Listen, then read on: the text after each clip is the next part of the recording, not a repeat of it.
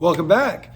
So today we're going to talk about what it means to be temporarily motivated to be permanently lazy, okay? Now, when you think about that, it might sound funny, but that's kind of how we do everything. And what that means is when we start learning something, it requires a lot of attention. And we give that attention, and you can think about anything you've ever learned, whether it's learning to read or walk or a language, whatever, exercise, new diet patterns. We do something long enough until it becomes a habit. Okay, so this habit that we develop now can kind of operate on its own, independently, under the scenes, subconsciously. So you now have the opportunity to free up mental capacity for other things. When you go to work, okay, you go to work on a daily basis to live a lifestyle, to be, live the way you want as best you can or within your means, with hopefully the one day retiring. And with the intention of that retiring, we invest our time and energy to live a life that we can enjoy and explore. Well, we don't need to wait till retirement to enjoy and explore things, especially when it comes to health and fitness. And here's a couple of things that I want to point out in the beginning. In other videos, you've heard me talk about mobility and mechanics, consistency and intensity.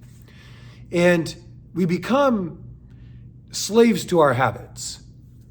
When we learn something correctly, we take the time to learn it diligently, like focus on those things. We focus on our form, we focus on our range, we become more aware of what it is that we need to do in terms of movement and pattern, as well as output and performance. It puts us in a very powerful position because over time, as we learn these things, we never have to relearn them. We never have to go through the checklist. And this happens with our training on a regular basis. Like, when is the last time, unless you were coached to think about how you walk or run or sit? Unless there was like an ache or a pain or something that presented itself that was unusual or out of the normal. When was the last time you thought about that? About breathing or doing a push-up or a squat? We don't put a lot of thought into those things until we need to put thought into those things. So the goal when it comes to exercise is to put yourself in a position where it requires thought. Learn them well, learn them from your body, so that way you never have to learn them again.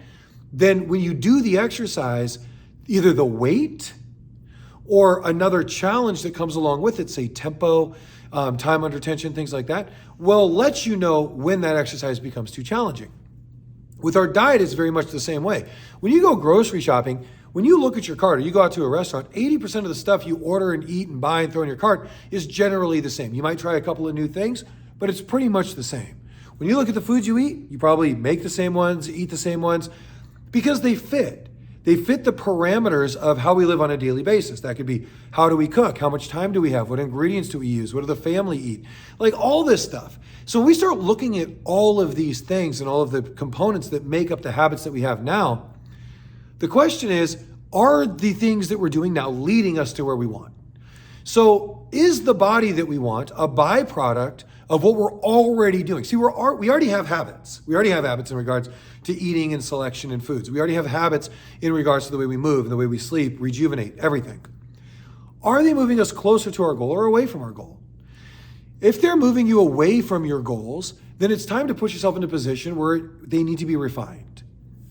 And when it comes to refining them, the goal is to be temporarily motivated, create systems and circumstances around each of those parts, whether it's the meals or your exercise, that leads you as a byproduct to the goal. The goal never becomes the outcome. The goal then is the byproduct of doing the right things on an ongoing basis. So, selecting the correct foods for your body, for your goal, for your energy levels, for your rest, for your rejuvenation, for your recovery, for your neurotype. All of those matter. Selecting exercises that are best for your body, best for your movement patterns, best for your ability, best for your enjoyment, best for your outcome, best for your neurotype, best for your levers, right? Did you know that if you look at somebody that based on their lever length, they can have different strengths? Some might be lower body push dominant, pull dominant, upper body push dominant, pull dominant. So even if you're following a workout program and you're not seeing the desired result that you want, there's so many variables that contribute to an outcome that you don't see, and many people don't see or recognize behind the scenes when they share these things. Your goal is to learn these about you, so that way, as you do them, your goals are a byproduct of being temporarily motivated, so you can just work through that system and remain permanently lazy. So I hope you had some fun with this video. I hope you can think of a few things that you might need to change, but recognize that being temporarily motivated to be permanently lazy is not outcome based. It's about learning that process. The first step in the process to being great is being great at the process. Get great at the process, the results will take care of themselves. See you in the next video.